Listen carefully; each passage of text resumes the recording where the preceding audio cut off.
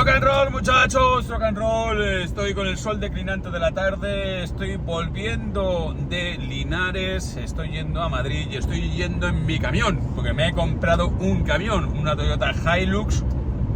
Bueno, del 2018, 121.000 kilómetros, en fin, no es nueva, porque tampoco estoy para gastarme ese dineral, pero sí que puedo hacer un pequeño dispendio para enriquecer o abastecer de un vehículo de trabajo a mi productora, porque gracias a las reposiciones incesantes de Diario de un Nómada en la 2, han cambiado los tiempos, ¿no? Y ahora mismo mi programa vuelve a molar. Pues se está emitiendo mucho y eso me genera unos royalties que me van a permitir invertir para seguir haciendo documentales que se emitirán no en la 2, sino en la página o en la plataforma nomadatv.es, que ahí es donde se están emitiendo. Y si ya tengo más de 200 programas nuevos hechos por Argelia y Túnez, por Marruecos, por Europa, la Trópico Polar, la Objetivo Numidia, Expedición Trajano, bueno, pues todo eso es un montón de documentales que he hecho y ahora pues estoy invirtiendo, planificando para hacer otro gran programa que será Cáucaso, Mesopotamia, siguiendo las huellas de Alejandro Magno y el origen de las civilizaciones, ¿no?, que están en Mesopotamia, entre el Tigris y el Éufrates. Así que ese es el objetivo. Y entonces vengo de Linares porque ha sido, la verdad es que un evento maravilloso. Es decir, se pusieron en contacto conmigo después de haber tenido una conferencia en Úbeda.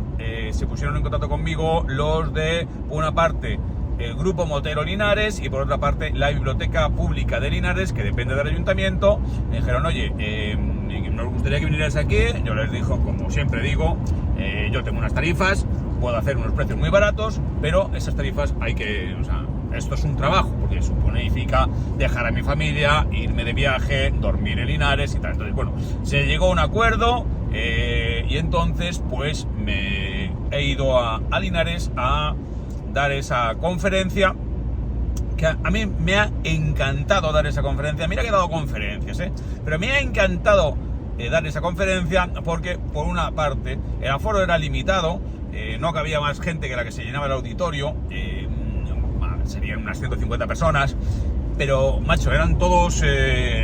no había gente que de casualidad estuviera allí, ¿no? Eran todos fieles. Suscriptores de nomadatv.es, lectores de mis libros, gente que me conoce, que conoce mi programa, sabe lo que hago. Y después me ha encantado porque he podido hacer una conferencia sobre un tema que me apasiona, que no es tanto el viaje, la anécdota, la aventura, el demás, sino sobre literatura de viajes. Literatura de viajes en específico, sobre lo que opino de la literatura y lo que opino de la literatura de viajes. Y lo que opino de mi literatura, de mis libros, ¿no? Porque allí les he hablado de 3 libros en concreto que para mí son los que marcan mi evolución como viajero y como escritor, que son el primero de todos, Un millón de piedras, cruzando África en solitario. Después, La vuelta al mundo en moto, que es mi gran proyecto cuando ya empiezo a filmar en vídeo, cuando ya sé más me he convertido en un viajero más experto. Y esa vuelta al mundo en moto me lleva, después, con esos vídeos que hice, a hacer el programa de televisión. Y entonces el tercer libro del que he hablado es Operación Ararat, que es un diario del rodaje, de la intrahistoria de cómo se hacía el programa. Entonces tenemos el Miquel Silvestre novato, cruzando África sin experiencia, el Miquel Silvestre que ya hace un gran proyecto muy ambicioso, que es la vuelta al mundo, Ruta a Exploradores Olvidados, es decir, dar la vuelta al mundo siguiendo las huellas de los exploradores españoles menos conocidos de cada continente. Y después el Miquel Silvestre que dirige un programa de televisión, y es en un viaje muy chulo que fue Operación Ararat. Entonces, el motivo por el cual me han invitado era para empezar inaugurar una sección de libros de viaje en la Biblioteca Pública de Linares. Y era importante porque tenían 25 libros, tenían todos mis libros, pero tenían también varios libros de otros autores españoles de viajes en moto y también de autores internacionales, por supuesto, de Simon y demás, ¿no? Esto está bien porque supone que esa biblioteca va a comprar y va a adquirir los sucesivos libros sobre viajes en moto que van saliendo, porque ahora mismo ya prácticamente cualquiera que se hace un gran viaje, incluso sin hacerse grandes viajes, pues quiere escribir su libro, lo cual está muy bien, porque eso quiere decir que no leemos mucho, pero sí que nos gusta escribir. Lo que pasa que después la calidad de los libros es sumamente irregular. Si tú no lees, es imposible que escribas bien. Esto es una cosa que tendréis que tener clara. No, yo es que no leo, pero yo escribo mi libro. Bueno, pues tu libro será una puta mierda, por muy bien, por muy chulo que sea tu viaje, porque si tú no lees o no has leído, no manejas el lenguaje, no tienes las claves, no tienes las herramientas, y las herramientas para escribir se obtienen leyendo. Es así, no hay otra. No te conviertes en un genio de literatura sin leer. Entonces, con respecto a leer y a los libros, he tenido la ocasión de dirigirme a un auditorio que estaba plenamente interesado en lo que yo les estaba contando, y a mí me ha encantado porque me ha salido una conferencia de 1h30 improvisada, pero con muchísimo fundamento. No me va a salir como me ha salido entonces, pero sí que me gustaría daros algunas de las pinceladas sobre el tema en conjunto que he tratado. Entonces, lo primero que yo les he dicho cuando estaba allí es que, bueno, leer es lo que más nos puede enriquecer. Ya os lo he dicho muchas veces, que eso de yo es que no soy de leer y que te lo sueltan así, a mí me parece que eso no debería ni siquiera formularse. O sea, si tú no piensas que no eres de leer, no lo digas, porque no, o sea, yo es que no, es como si, como cuando dicen eso, a veces como dicen, yo es que no soy de tirarme pedos. O sea, pero macho, ¿cómo puede decir alguien con dos dedos de frente, yo no soy de leer, reconocer que tiene semejante carencia? Es decir, reconocer que se pierde voluntariamente lo único que nos enriquece realmente de forma autónoma y que podemos hacer por nosotros mismos. Es decir, leer te convierte en una persona distinta, te convierte en una persona mejor, te enriquece, te da cultura y te hace más interesante. Y lo puedes hacer de forma completamente en solitario, autodidacta. Solo necesitas un libro. Y entonces, o bueno, varios libros. Entonces, no tiene que enseñarte nadie. Lo haces tú por ti mismo. Tú puedes ir a la biblioteca o puedes ir a internet, te compras el libro que quieras, te lo puedes descargar y lo lees. Y mejoras. Punto. Es un milagro. Pero no solamente mejoras, sino que es una puta maravilla. Es prodigioso tener esas imágenes creadas por ti en la cabeza. Entonces, yo les decía, vamos a ver, por una parte, teniendo en cuenta el privilegio que supone saber leer y escribir, porque o sea, ha habido generaciones de analfabetos en España, generaciones marcadas por el analfabetismo, es decir, que nosotros tengamos ahora el privilegio de una educación pública, gratuita y universal, que nos haya hecho alfabetizados a todos, al 98% de la población española, porque cuando yo estuve en el servicio militar, había analfabetos. Yo hice el servicio militar en el año 90. O sea, bueno, yo era del quinto reemplazo del 90. Pues yo tenía compañeros completamente analfabetos y en el servicio militar se les enseñó a leer y escribir. Igual que en el servicio militar se ayudó a sacar el graduado escolar a gente que no lo tenía, que era una labor social que cumplía el servicio militar, como también hubo gente que se sacó el carnet de conducir de coches y también el carnet de conducir de camiones, que después les permitió o les abrió muchas oportunidades laborales en el mundo del transporte. Pero bueno, que me desvío. Entonces, por respeto a aquellos antepasados nuestros que no tuvieron la oportunidad de estudiar, deberíamos valorar más el hecho de saber leer y escribir. Y como he dicho también en la conferencia, cuando tú cruzas África y tú ves por esos arcenes de barro a los niños que van a la escuela disciplinadamente, en escuelas muy pobres, donde tienen que turnarse un grupo con otro porque no hay escuelas para todos, no hay maestros para todos, y esos niños acuden disciplinadamente a esa escolarización tan precaria para intentar aprender a leer y escribir durante pocos años, porque a los 9, 10, 11, 12 años ya tienen que empezar a trabajar para ayudar a sus familias. Tú, que tienes los santos huevos de estar perfectamente educado, se supone, desprecias el milagro que supone leer, mientras que para esos niños la posibilidad no sueñan ni siquiera con tener libros, pero la posibilidad de leer las comunicaciones oficiales de su gobierno, de las cartas sobre los impuestos que tienen que pagar, o sobre si van a expropiar sus tierras, si les llegan sanciones, si se publica una nueva norma que les afecta, pues ese privilegio que supone saber leer y escribir les convierte en personas importantes dentro de su comunidad, porque a lo mejor los ancianos, que son los que toman las decisiones en su tribu, en su comunidad, en su clan, no saben leer y escribir. Pero eso es una cosa que también tenemos que tener clara porque todos sabemos que leer es algo valioso, y os voy a hacer la pregunta del millón. Es decir, aquellos que tenéis hijos y decís que no sois de leer, si yo os pregunto, ¿tú qué prefieres? ¿Que tus hijos pequeños se aficionen a leer libros o a jugar a videojuegos y a las pantallas? Sé sincero, ¿tú qué prefieres? ¿Que tus hijos lean o que jueguen a videojuegos y están todo el puto día enganchados a los móviles? Dime, sinceramente, ¿qué prefieres? Si no eres un tarao, preferirás que tus hijos lean aunque tú no leas, porque sabes que leer es bueno para ellos. Así que tú sabes que leer es bueno, que no lo quieras hacer porque no te sale, porque eres un vago, eso es otra cosa.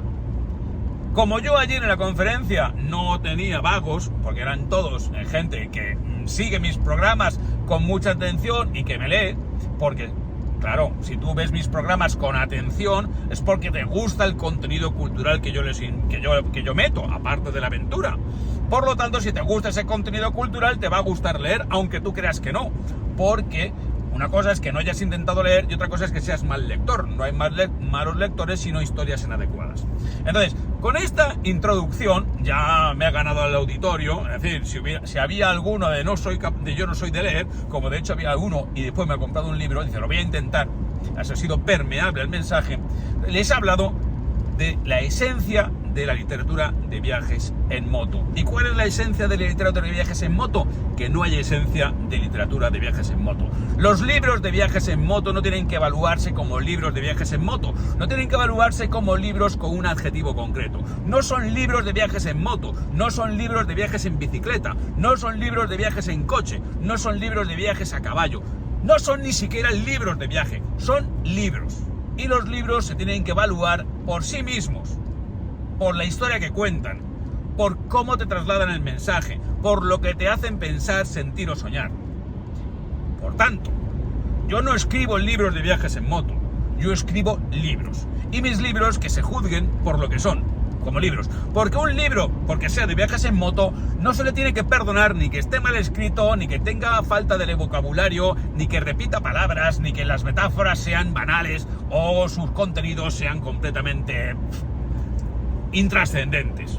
Por supuesto que los hay, pero eso no quiere, y hay gente que como es muy forofa del viaje en moto los va a aceptar, pero esos libros no traspasan el umbral de lo que se considera literatura, porque cuando estamos hablando de literatura, de lo que estamos hablando es de trasladar al lector la visión de la vida del escritor. Es decir, cuando tú escribes, tú eres novelista, yo antes escribía novelas, cuando tú eres novelista y tú escribes un argumento de ficción, el buen novelista, el novelista que aspira a la trascendencia, el novelista que aspira a dejar huella, no pretende contar un argumento de ficción porque sí, una historia bonita, pretende dar su visión de la vida, sus opiniones, sus reflexiones, su mirada a través de un argumento de ficción para atrapar al lector y ofrecer una serie de dilemas morales, una serie de cuestionamientos, de planteamientos. Y la buena literatura es aquella que no te traslada la opinión del autor, digamos, de forma clara, tajante, con personajes arquetípicos muy buenos o muy malos. Eso es mierda, eso es basura. No, la buena literatura es aquella que a ti te permite tomar tus propias decisiones, que te permite forjar tus propias opiniones, que tú ves unos personajes y los personajes nunca son ni muy buenos ni muy malos, son grises, son complejos, son como todos nosotros, están llenos de contradicciones. Y a través de esas contradicciones, digamos, el diálogo conflictivo entre tus contradicciones y las contradicciones de los demás es cuando se va destilando el mensaje final del autor, que no tiene que ser nunca transparente ni un panfleto político, que ahora mismo estamos rodeados por panfletistas, ¿no?, que quieren salvar el mundo a través de sus obras. Eso a mí me aburre soberanamente. Los buenos libros, las buenas películas son aquellas que nos dejan con el pozo de la duda. Que el escritor, por ejemplo, yo, no ofrece respuestas. Yo no ofrezco respuestas sobre cómo es el mundo, porque no tengo las soluciones. Yo simplemente, cuando hablo de las cosas que veo en el mundo, te planteo las preguntas y te planteo mi incertidumbre, mis dudas, mis cuestionamientos. Si yo veo el mundo plagado de basura, yo reconozco, coño, el mundo es maravilloso, pero también está plagado de basura. ¿Cuál es la solución a eso? No lo sé. Si lo supiera, no sería escritor, sería político, activista, otra cosa. Entonces, la literatura de viajes en realidad es literatura, porque permite que el autor traslade su visión del mundo al lector del mismo modo que lo hace el novelista, pero con una ventaja. Yo no tengo que imaginarme un argumento de ficción, es decir, no tengo que hacer un esfuerzo creativo para hacer un argumento de ficción como hacía antes, sino que el argumento me lo trae la propia vida. Cuando yo escribí 1 millón de piedras, ¿cuál era el argumento? El argumento era un oficinista que salía de su despacho y que sin tener ninguna experiencia se lanzaba a cruzar África sobre una moto vieja sin saber ni siquiera cuál era el país que iba uno detrás de otro y sin saber ni siquiera los documentos que me iban a pedir. Es un argumento cojonudo, porque las cosas que a mí me pasaron en ese viaje de 1 millón de piedras son tan surrealistas que si yo me las hubiera imaginado, hubiera estado en mi casa sentado intentando imaginarme qué le pasa a un tío, un oficinista que se cruza África en moto, no se me hubieran ocurrido. Son tan flipantes que no se me hubieran ocurrido, y si se me hubieran ocurrido me hubieran parecido increíbles. Hay escenas como, por ejemplo, el baile de la enana en aquel pueblo donde no me dejan entrar a Zambia, no me dejan salir de Tanzania para entrar en Zambia, donde el baile ese de la enana es completamente surrealista. Quien haya leído el libro ya se da cuenta de lo que es. Entonces, eso por un lado, la importancia que tiene el trasladar tu propio mensaje a través de una obra literaria que no tiene por qué ser necesariamente ficción. Es decir, los novelistas, cuando escriben una obra, es una novela negra, la novela negra no va de detectives, la novela negra en realidad va de los conflictos de la vida. A través de esa historia de detectives tú ofreces tu visión sobre la vida, sobre los seres humanos. Pues el libro de viajes hace lo mismo. Plantea interrogantes, plantea retratos, perfiles del mundo y de las gentes y trata de explicar un poco el mundo sin dar esas respuestas. Al menos esa es mi literatura. Pero otra de las cosas que he comentado en esta charla, que a mí me ha resultado absolutamente placentera dar, es cómo la literatura de viajes en realidad es la madre de todas las literaturas. Es decir, cuando el ser humano, ya antes de ser ser humano, era viajero. Nosotros, como homínidos, estamos desde hace 4,5 millones de años sobre la Tierra. Como seres humanos completos, Homo sapiens sapiens, 150.000 años. Como seres sedentarios, no tenemos más que 10.000 años, desde que se inventa la agricultura y la ganadería en el Neolítico. Es decir, durante 149.000 años, hemos sido migrantes, hemos sido nómadas, nos hemos desplazado en busca de la comida, nos hemos desplazado en busca de los animales que cazar. Y cuando nosotros nos hemos reunido alrededor del fuego para contarnos historias, cuando nosotros hemos habitado las cuevas y las hemos pintarrajeado para narrar historias, ¿qué es lo que hemos hecho? Contar historias de viaje, los grandes desplazamientos que han realizado nuestros ancestros en búsqueda de los mamuts. Y nosotros hemos pintado los animales que queríamos invocar, que queríamos encontrarnos en nuestra próxima salida. Entonces, lo primero que surge es la narración oral. La primera literatura es oral. ¿Cuál es la primera literatura? La literatura de viajes. Y después, ¿cuál es la primera narración escrita? ¿Cuál es la primera literatura escrita que existe?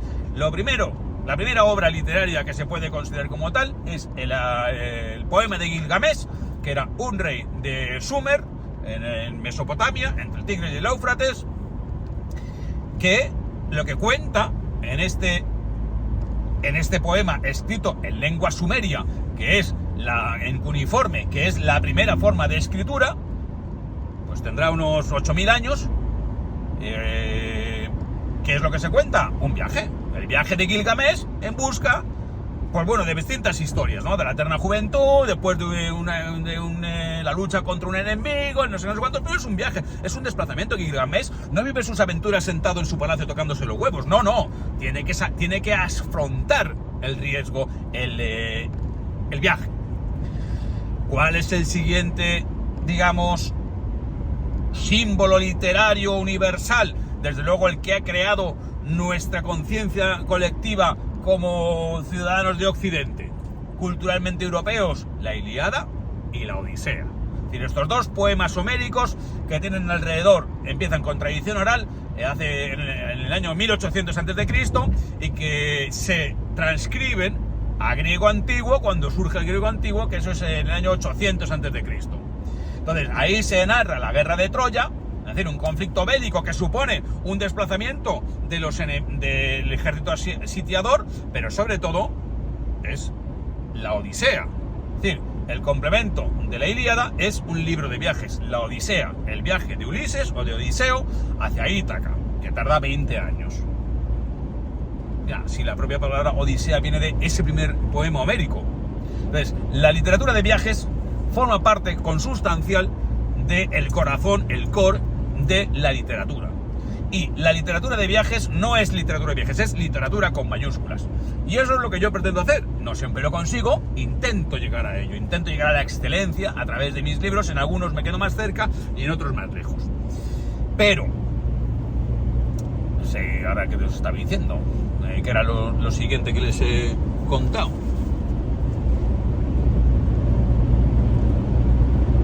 Yo creo que ya les he contado sobre los 3 libros en concreto.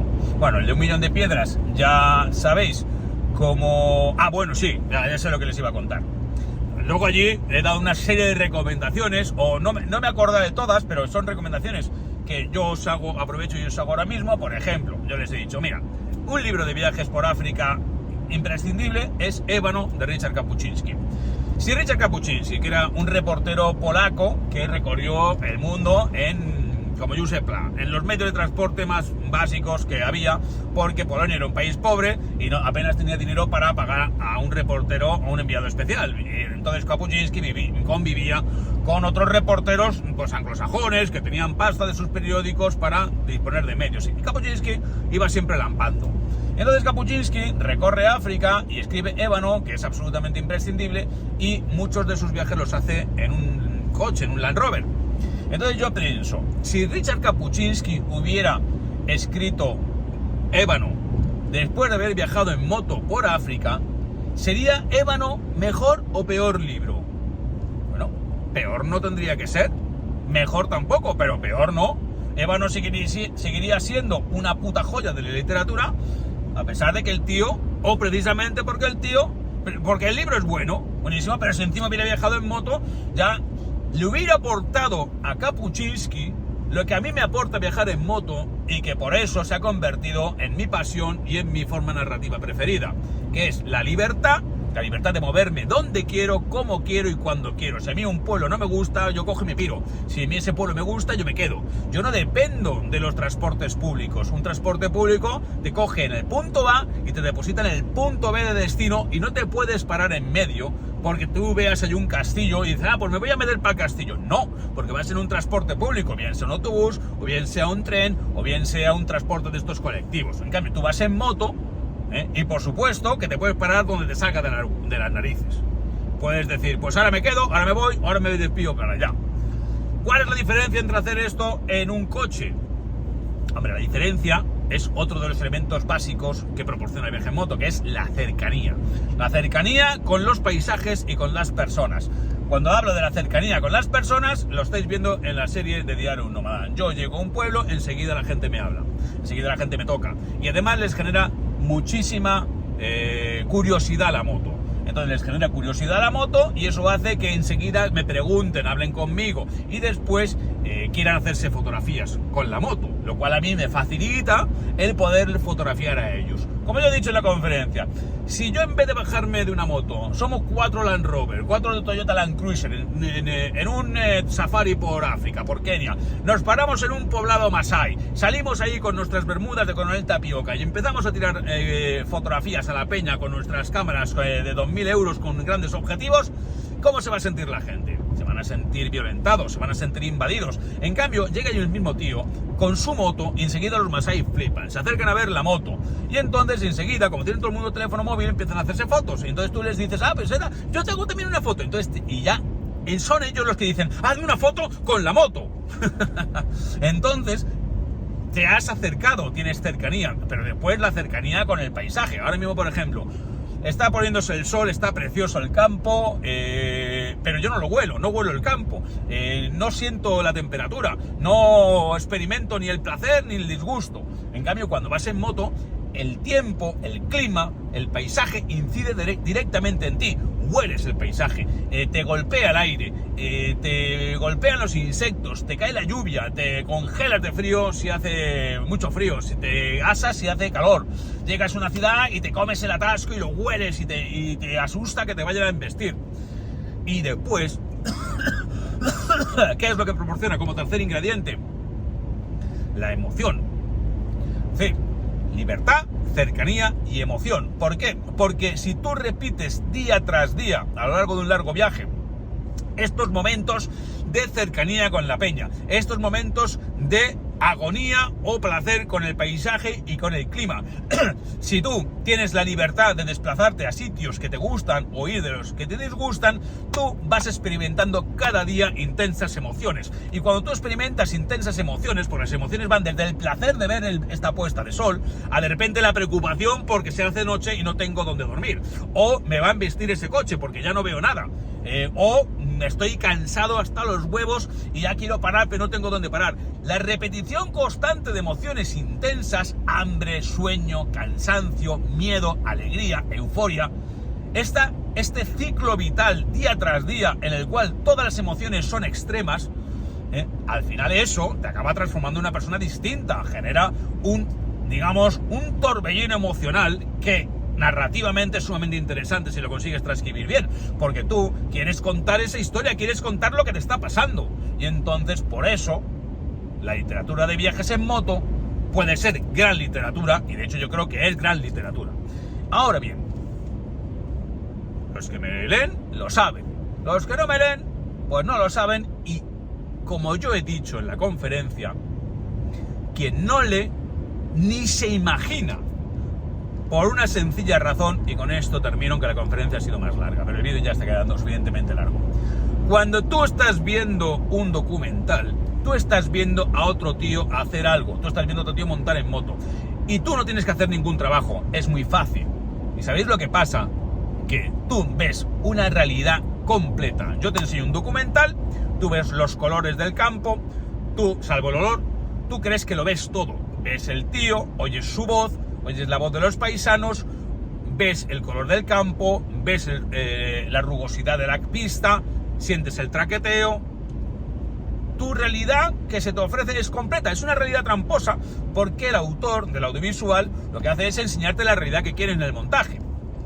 Pero cuando tú lees un libro de viajes, o cualquier libro, pero en el caso del libro de viajes, cuando tú lees un libro de viajes, la realidad que te presenta el autor, no puede ser completa, porque yo con palabras, por mucho que escriba, no puedo contener todos los ingredientes y elementos que componen esa realidad que estoy describiendo. Necesariamente hay huecos entre esas palabras, entre esos conceptos hay huecos. O sea, no te puedo describir este campo hasta la última brizna de hierba. Sin embargo, si yo te filmo este campo, tú ves el campo.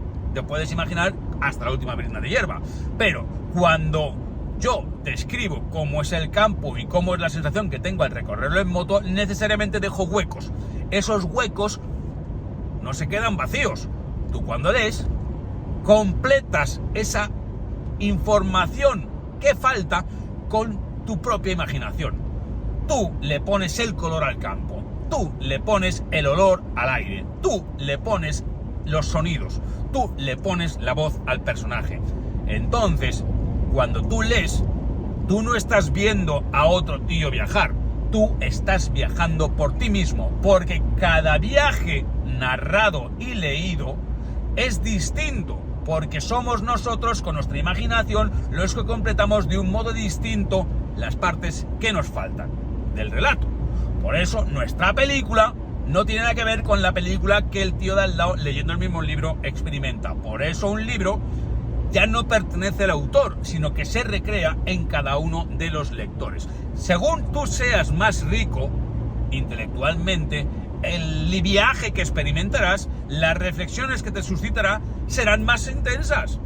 Por eso, cuando leemos, nos vamos haciendo cada vez más inteligentes, porque todas las reflexiones y pensamientos de los distintos autores nos van completando nuestras lagunas y cada vez somos un cedazo más estrecho, más angosto por donde pasa la información. Esa es la gran diferencia entre leer, yo no soy de leer, y leer. Entonces, mi consejo es que leas. Y si has llegado hasta aquí, el vídeo es largo y es sobre un tema que a mí me apasiona y a lo mejor a la mayoría no, pero si has llegado hasta aquí es porque te interesa. Y si te interesa esto, tal como te lo estoy diciendo, deberías leer. Y yo te sugiero que leas mis libros porque te los mandaré dedicado y porque son bastante buenos. Los tienes en miquelsilvestre.com y ahora haz lo que te salga la punta de la polla.